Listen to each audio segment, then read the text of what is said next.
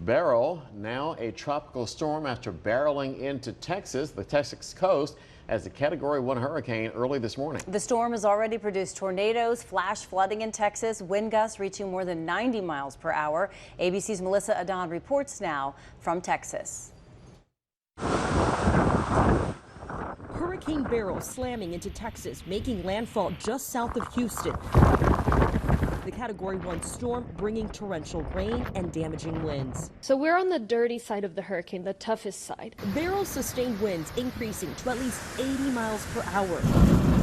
Storm surge warnings in effect, with up to 7 feet of surge possible above regular tide levels.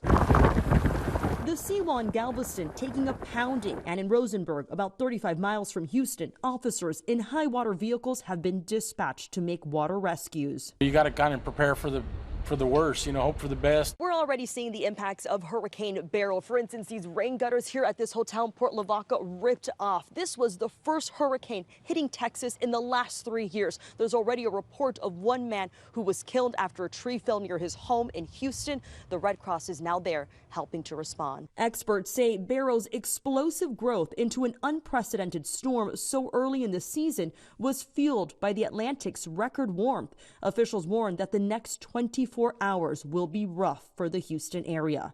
And then other parts of the country will see the effects of the storm's remnants, prompting a flood watch. As we go from Monday into Monday night and Tuesday, and then Beryl's going to lose its tropical characteristics and continue on moving up into the mid-Mississippi and Ohio valleys as we go through the middle portions of the week. Power is out here where I am, and there are hundreds of thousands of Texans that have lost electricity due to Beryl. Officials warning those along the coast, stay indoors until it is safe to go out. Melissa Adon, ABC News, Port Lavaca, Texas.